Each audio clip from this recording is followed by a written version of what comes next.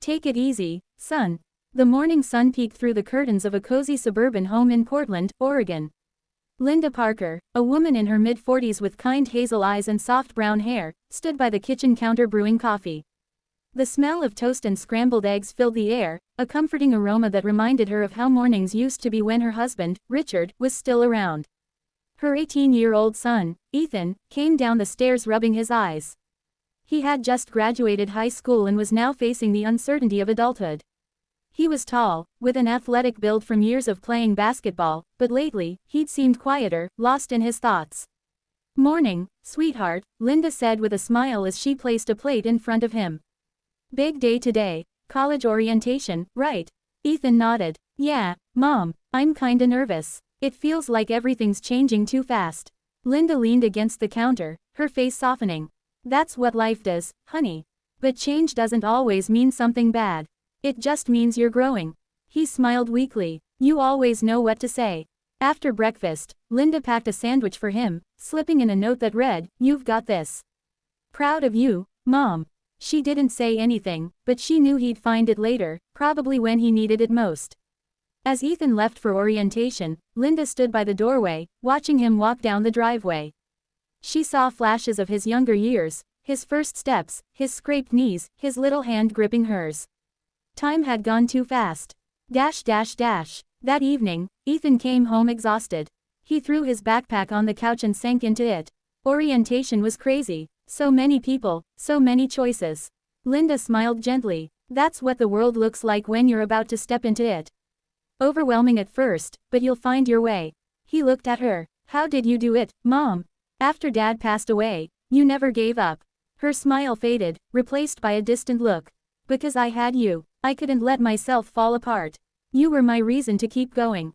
Ethan nodded, eyes glistening slightly.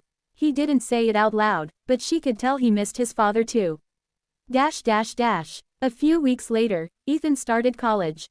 The first few days were rough, new faces, new professors, new routines. Sometimes he'd call his mom just to hear her voice. "Mom, do you ever feel like you're not good enough for something?" he asked one night. Linda chuckled softly. "All the time, but I learned that being good enough isn't about being perfect, it's about trying. Trying means you care." Her words stuck with him. The next day, he tried out for the college basketball team. Though he didn't make the starting lineup, he played with heart. That evening, when he called his mom again, his voice carried a hint of pride. "I didn't make the main team, but coach said he liked my hustle. Said I could be on the bench for now." "That's wonderful, Ethan," she said. "Everyone starts somewhere. You'll get there." Months passed. Ethan began to adjust to college life, though he often returned home on weekends. One chilly November evening, Linda noticed he seemed withdrawn. "What's on your mind, sweetheart?" she asked, pouring him hot cocoa. He hesitated before saying, "Mom, I feel like I'm failing at everything. My grades aren't great. I'm not even sure basketball's my thing anymore. I don't want to disappoint you." Linda reached across the table and held his hand. "Ethan, listen to me. You could never disappoint me. Life isn't about winning every time, it's about learning who you are. And you're doing just fine." Tears welled up in his eyes. "I just wish Dad were here. He'd know what to say." Linda smiled softly. "He'd say exactly what I'm saying right now. Take it easy, son. Don't rush yourself. You'll find your place." The holidays came, and with them, laughter and warmth. Linda decorated the house with fairy lights and baked Ethan's favorite cinnamon rolls. On Christmas Eve, as snow fell outside, they sat by the fireplace. Ethan handed her a small wrapped box. "It's not much, but I wanted to get you something special." Inside was a silver necklace with a pendant shaped like a basketball. On the back was engraved, "For the best coach I've ever had." Linda gasped, tears brimming. "Oh, Ethan, this is beautiful." He smiled. "You've been my coach through everything, Mom. You never let me quit." She hugged him tightly. "That's what moms are for." Time rolled on. Ethan entered his second year of college, more confident now. He'd switched majors from business to psychology, realizing he wanted to help people like his mom had helped him. One day, he came home with big news. "Mom, I got accepted into the community mentorship program. I'll be helping kids who are struggling with school."